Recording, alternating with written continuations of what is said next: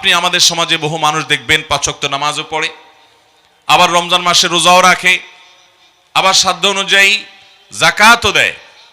যদিও যাকাত এটা শুধুমাত্র ইচ্ছা মাফিক দিলেই হবে না, সুনির্দিষ্ট হিসাব করে আল্লাহ রাব্বুল আলামিনের বাতানো ছাঁচ অনুযায়ী, ক্যালকুলেটর অনুযায়ী আদায় করতে হবে।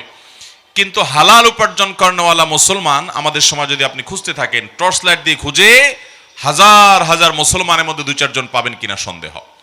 মোহতারাম হাজিরিন, উপার্জন যদি হালাল না হয় তাহলে আল্লাহর বান্দা আল্লাহর কাছে যত ইবাদত বন্দেগী করুক, যত দোয়া করুক, যত রোনাজারি করুক, এগুলো কবুল হওয়ার সম্ভাবনা খুব ক্ষীণ। নবী করিম সাল্লাল্লাহু আলাইহি সাল্লাম বলেছেন যে একজন লোক অনেক দূর থেকে সফর করে আসে, এলোমেলো চুল থাকে, তার শরীর ধুলো মলিন থাকে, এরকম জটিল এবং কঠিন কষ্টসাধ্য সফর সে উপেক্ষা করে, সেই সফর অতিক্রম করে সে মক্কায় হাজির হয়। এরপরে বাইতুল্লাহর তওয়াফ করতে থাকে, আল্লাহর ঘরে হাজিরা দেয় এবং দুহাত তুলে আল্লাহর কাছে কায় মনোবাক্যে দোয়া করে। তার দোয়া দেখে হয়তো আমাদেরও মনে হবে যে এই দোয়া কিভাবে বিফলে যেতে পারে, অথচ নবী সাল্লাল্লাহু আলাইহি সাল্লাম বলেছেন আন্না ইউস্তাজাবু লিযালিক, তার দোয়া কিভাবে কবুল হতে পারে? কারণ তার শরীর হারাম দিয়ে গঠিত, তার কাপড় চোপড় পোশাক আশাক হারাম দ্বারা গঠিত, তার সহায় সম্পদ ব্যাংক ব্যালেন্স হারাম দ্বারা গঠিত। তার বাইতুল্লাহে গিয়ে দুহাত তুলে আল্লাহর কাছে কায় মনোবাক্যে দোয়াটাও কবুল হবে না, কারণ তার শরীর হারাম দ্বারা গঠিত, উপার্জন হারাম দ্বারা গঠিত। মোহতারাম হাজিরিন, এই জন্য হালাল উপার্জনের কোনো বিকল্প নেই। আমাদের সমাজে বহু মানুষ আপনি দেখবেন যে তিনি ব্যক্তি জীবনে ইসলামকে চর্চা করার চেষ্টা করেন, অথচ তিনি সুদের কারবারের সাথে জড়িত, তিনি ঘুষ খেয়ে থাকেন, তিনি ঘুষ দিয়ে সহজে অবৈধ সুবিধা নিয়ে থাকেন, তিনি অনেক অর্থনৈতিক আর্থিক অনেক অপরাধের সঙ্গে জড়িত, গুনাহ করে থাকেন, মানুষের হক মেরে থাকেন, মালিক হয়ে শ্রমিকের ঠিকমতো পারিশ্রমিক দেন না, বেতন ঠিকমতো দেন না, পাওনাদারের পাওনা ঠিকমতো পরিশোধ করেন না, ব্যাংক থেকে লোন নিয়ে সেটা মেরে দেওয়ার চেষ্টা করেন, তিনি মানুষের জমির আইল ঠেলেন, মানুষের সম্পদ দখল করেন, মানুষের উপরে অত্যাচার অবিচার করেন, নানাভাবে মানুষকে কোণঠাসা করেন, আবার তিনি নামাজ কালাম পড়েন। এই আল্লাহর বান্দা তিনি কখনো খাঁটি মুসলমান হতে পারবেন না। তার জন্য জান্নাতে যাওয়ার পথ অত্যন্ত কঠিন। কারণ নবী করিম সাল্লাল্লাহু আলাইহি সাল্লাম বলেছেন, তোমরা কি জানো আতাদরুনা মানিল মুফলিস, তোমরা কি জানো সবচাইতে ভিখারি অভাবী কে? সাহাবা একরাম বললেন, আল মুফলিসু ফিনা মান লা দিনার লাহু ওয়ালা দিরহামা, হে আল্লাহর রাসূল, আমাদের মধ্যে যার টাকা পয়সা নাই আমরা তো তাকেই মুফলিস মনে করি, সেই তো ভিখারি, সেই তো অভাবী।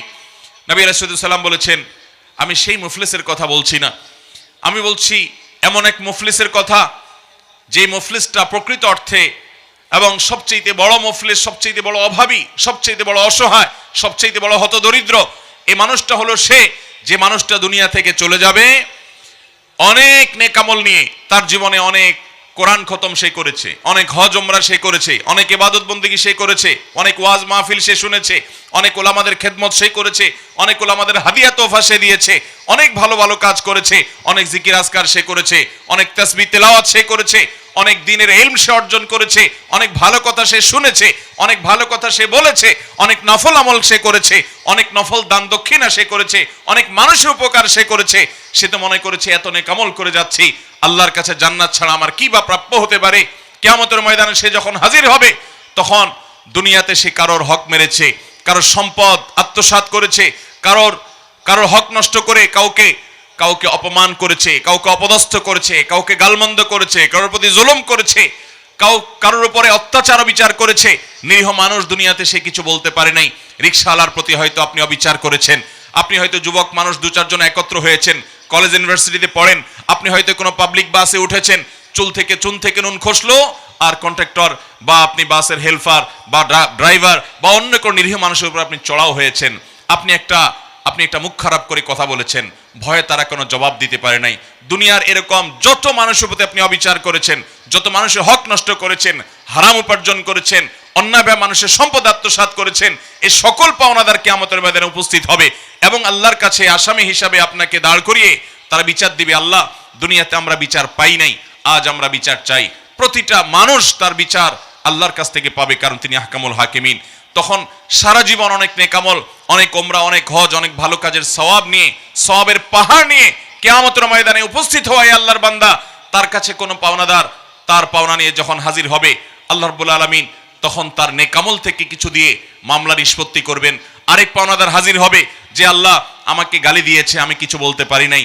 তখন আল্লাহ রাব্বুল আলামিন আপনার নেকামল থেকে, ওই লোকের নেকামল থেকে কিছু দিয়ে ওই বেচারা মাজলুম যিনি দুনিয়াতে ছিলেন তার মামলা নিষ্পত্তি করবেন।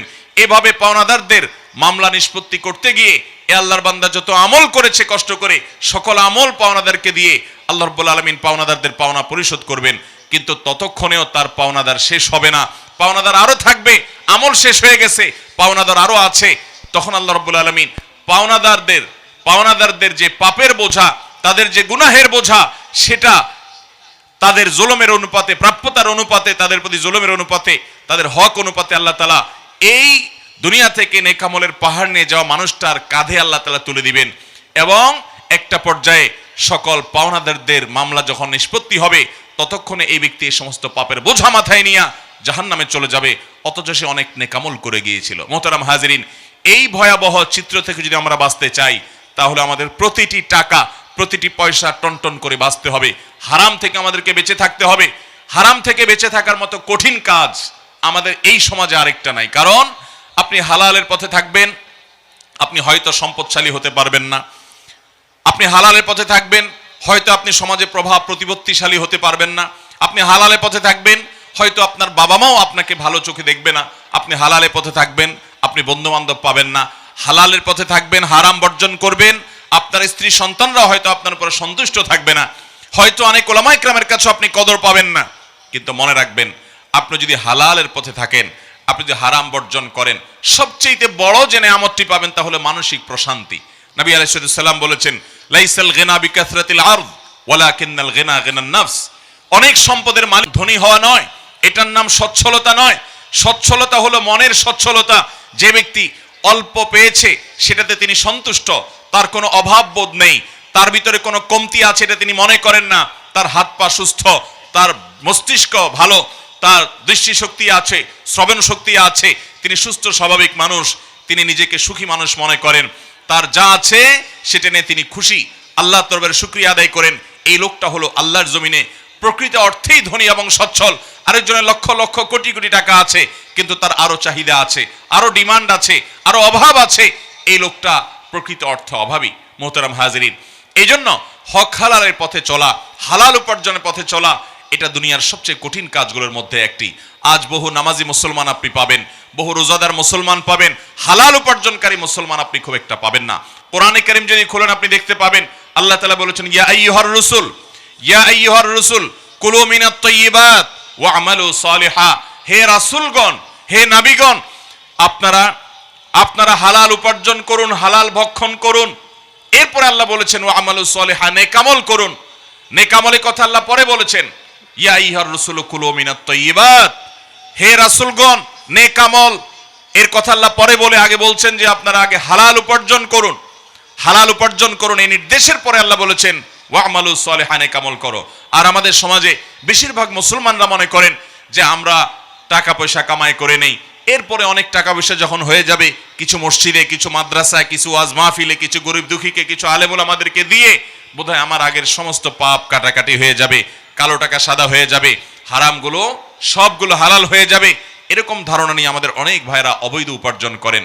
মনে রাখবেন, বিশেষ করে আমাদের তরুণ ভাইরা যারা আছেন, যুবক ভাইরা আছেন যারা, এই বাংলাদেশকে যদি সোনার বাংলাদেশ হিসেবে গড়ে তুলতে হয়, তাহলে আমাদেরকে সবাইকে সৎ জীবন যাপন করার জন্য সংকল্প করতে হবে, প্রতিজ্ঞা করতে হবে। গোটা সমাজের প্রতিটা মানুষের কাছে আমি অবজ্ঞার শিকার হই, কেউ আমাকে পাত্তা না দেখ, দাম না দেখ, আমি কখনো হারাম উপার্জনের ছিটা ফোটাও আমার মধ্যে আমি আনবো না, হারাম উপার্জন থেকে বেঁচে থাকবো। এই সংকল্প করবো তো ইনশাআল্লাহ। আল্লাহ তাআলা আমাদের সবাইকে হালাল উপার্জন করার তৌফিক দান করুন। সাহাবায়ে কেরামের মধ্যে থেকে কোন সাহাবী বিশেষভাবে তাদের দোয়া খুব দ্রুত কবুল হতো। অন্য সাহাবী এবং তাবেঈগণ তাদের কাছে জিজ্ঞাসা করতেন, কি আমলের কারণে আপনার দোয়া কবুল হয়? তখন সাহাবায়ে কেরাম বলতেন যে আতিব মাতআমাকা তাকুন মুস্তাজাবাদ দাওয়া। তুমি তোমার উপার্জনকে হালাল করো, হালাল ভক্ষণ করো, তুমি মুস্তাজাবুদ দাওয়া হবে, তোমার দোয়া আল্লাহ তাআলা কবুল করবেন। এই জন্য ভাইরা আমার, খাঁটি মুসলমান হওয়ার জন্য তৃতীয় এই বিষয়টি অনেক বেশি গুরুত্বপূর্ণ যে আমাদের হালাল উপার্জন করতে হবে। আপনার হালাল উপার্জনে আপনার পরিবার সন্তুষ্ট হবে তখন যদি আপনার পরিবারকে আপনি মুত্তাকি বানাতে পারেন, আপনার সন্তান সন্ততিকে যদি আপনি আল্লাহমুখী করতে পারেন, আখিরাতমুখী করতে পারেন, আল্লাহর সাথে পরিচিত করতে পারেন, রাসূলের সাথে পরিচিত করতে পারেন,